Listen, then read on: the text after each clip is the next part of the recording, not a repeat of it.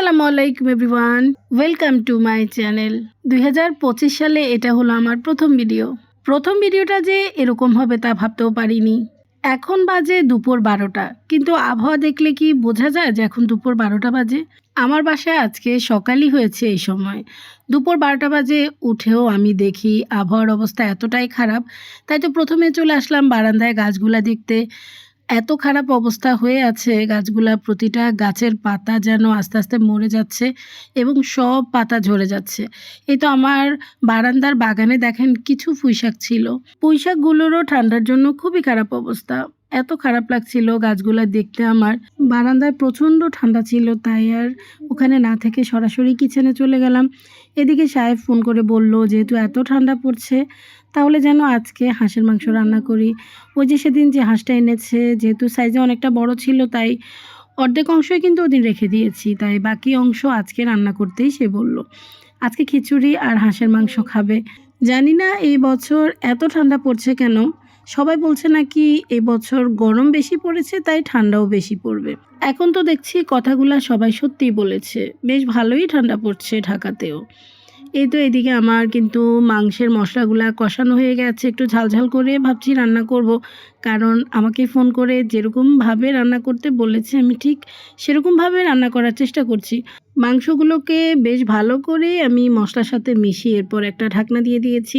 হাঁসের মাংসের জন্য আমি আলাদা একটু জিরা বাটিয়ে নিচ্ছি, কারণ হাঁসের মাংসের মধ্যে আমার কাছে একটু ফ্রেশ জিরা বেটে দিলে বেশ ভালো লাগে, ফ্লেভারটা খুব সুন্দর আসে। এখন আপনাদের সাথে শেয়ার করছি এই ঠান্ডার মধ্যে আমার ঘরের চিত্র দেখেন। আমি রুমে এসে দেখছি আমার মেয়ে বিছানা গুছিয়ে রেখেছে, কিন্তু কিভাবে গুছিয়েছে দেখেন। পুরো বিছানার মধ্যে সে এইভাবে লেপটা মেলে রেখেছে, কারণ ওর ধারণা হলো লেপটাকে এভাবে মেলে রাখলে বিছানাটা একদম গরম থাকবে। শুধু আমার রুম না, এখন তার রুমে এসেও দেখি সেম একই রকম অবস্থা করে রেখেছে। ওকে কি বলবো, আসলে প্রচণ্ড ঠান্ডা পড়ছে, বিছানা এত ঠান্ডা হয়ে থাকে, তাই তো বিছানা গরম করার এই সুব্যবস্থা আমার মেয়ের। একটা সময় এরকম কিন্তু আমিও করে রাখতাম বিছানাকে। এত বছর পরে আজকে বিছানাকে এরকম করে রাখতে দেখে আমার পুরনো অনেক স্মৃতি মনে পড়ে গেল। এই তো আমি আবার চলে আসলাম কিচেনে, এসেই প্রথমে বসিয়ে দিলাম খিচুড়িটা। যেহেতু পাশের চুলাতে হাঁসের মাংস হচ্ছে তাই ভাবলাম খিচুড়িটাই এখন রান্না করে ফেলি। একটা জিনিস আমি বুঝছি না, আমার এবার ঠান্ডা কেন ভালো হচ্ছে না। সেই যে ডেঙ্গু জ্বর হলো তারপর থেকে আমার মনে হচ্ছে ঠান্ডা ভালোই হচ্ছে না। জ্বর ভালো হওয়ার পর ভেবেছিলাম একদম সুস্থ হয়ে যাব, হয়তো ভালো হয়ে যাব, কিন্তু না, একটার পর একটা যেন লেগেই আছে, আমাকে যেন অসুখ ছাড়তেই চাচ্ছে না। এখনও যে কি পরিমাণ ঠান্ডা আমার লেগে আছে আমার গলার আওয়াজ শুনলেই কিন্তু বোঝা যায়। এদিকে মাংসগুলো একটু দেখলাম, ভাবলাম হয়ে গেছে, এখনও দেখছি বেশ অনেক শক্ত, তাই তো আস্তে আস্তে করে মাংসগুলা হোক, আমি চলে যাই একটু ডাইনিংয়ে। আমার শাশুড়ি মাকে যে সেই সকালবেলা নাস্তা খাওয়ানোর জন্য এনে বসিয়েছি, সকালের এই টাইমটায় একটু চেষ্টা করি ওনাকে টেবিলের উপরে বসানোর, তা না হলে দেখা যায় উনি সারাদিন তো বিছানায় শুয়েই থাকে। আমি যখন মায়ের পাশে এসে বসলাম, হঠাৎ করে আমার হাতটা টেনে ওনার 2 হাত দিয়ে চেপে ধরে বলছে তোমার হাতটা তো অনেক ঠান্ডা, আমি তোমার হাতটাকে চেপে ধরে রাখি তাহলে তোমার হাত আস্তে আস্তে গরম হয়ে যাবে। আসলে মায়েরা হয়তো এমনই হয়, সন্তানদের সব কিছুই কিন্তু তারা খেয়াল করে। আমার পরপর হঠাৎ করে নাতনিকে দেখে জড়িয়ে ধরে বলছে ওরও নাকি শরীরটা একদম ঠান্ডা। আসলে মায়ের যে কেমন লাগছে উনি নিজেও বোঝাতে পারছে না, সবাইকে শুধু জড়িয়ে ধরছে, সবাইকে শুধু আঁকড়ে ধরে রাখতে চাচ্ছে।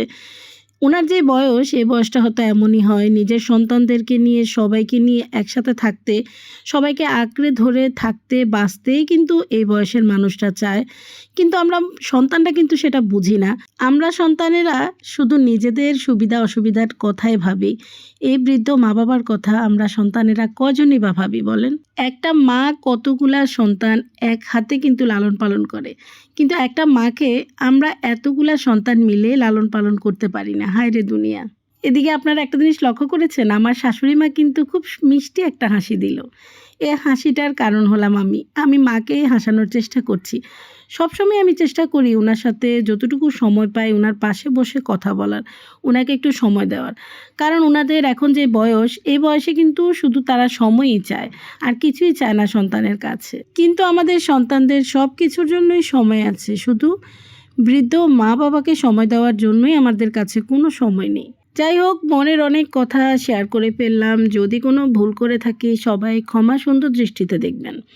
এদিকে আমি চলে আসলাম আবার কিচেনে। এসে আমি আমার খিচুড়িগুলোকে একদম দমে দিয়ে দিয়েছি। এরপর আমার হাঁসের মাংস কিন্তু একদম শেষের দিকে মাংসের উপরে একটু গুঁড়ো মশলা দিয়েই আমি রান্নাটা শেষ করে ফেললাম। এরপর সব কিছু এক এক করে টেবিলে আনলাম। এই হলো আমার খিচুড়ি, একদম ঝরঝরা ভুনা খিচুড়ি। আর এটা হলো আমার হাঁসের মাংসর ফাইনাল লুক। অনেক ঝাল হয়েছে বলিনি সাহেব, ঝাল দিতে বলেছে, তাই আমি একটু ঝাল ঝাল করেই রান্না করেছি। আর খিচুড়ির সাথে তো আমার বাসায় আচার লাগেই সবসময়, এটা আর নতুন করে কি বলবো। সাথে একটু শসা আর পেঁয়াজ নিয়ে নিয়েছি, যে যেটা খেতে পছন্দ করবে, যেন হাতের নাগালে সব কিছু পাই আমি, তাই তো সব কিছুই রেখেছি। রান্না শেষ করে কিন্তু সবার আগে আমার শাশুড়ি মাকে দিয়েছি, যেহেতু উনি টেবিলের উপর খেতে আসেনি, মার খাবারটা বিছানার উপরেই দিয়ে এসেছি, উনি ওখানেই খেয়েছে। এরপর এই তো আমরা সবাই মিলে বসেছি। খিচুড়িগুলো একদম সাহেবের মনের মতোই হয়েছে, কারণ সে একদম ঝরঝরা খিচুড়ি খেতে খুবই পছন্দ করে। একটু নরম হলে আর ওনার খেতে ইচ্ছা করে না, খেতে ভালো লাগে না। এই তো সবার সাথে আমিও এখন খাবারটা শুরু করলাম। মাশাল্লাহ, আলহামদুলিল্লাহ, খাবারটা সত্যি খুবই মজা ছিল, ভালোও লেগেছে। এত ঠান্ডা পড়ছে, ঠান্ডার মধ্যে এরকম গরম গরম ধোয়া ওঠা খিচুড়ি আর হাঁসের মাংস হলে আর কিছু লাগে। দেখেন হাঁসের মাংসগুলোও কি সুন্দর সিদ্ধ হয়েছে, ঠিক যেমন চেয়েছি তেমনই হয়েছে। তো খেতে খেতে আপনাদের কাছ থেকে বিদায় নিয়ে ফেলি। আজকের এই ঠান্ডাময় দিনটা কে কিভাবে কাটিয়েছেন আমাকে জানাতে কিন্তু ভুলবেন না। আজকে তবে এই পর্যন্তই, সবাই ভালো থাকবেন। আল্লাহ হাফেজ।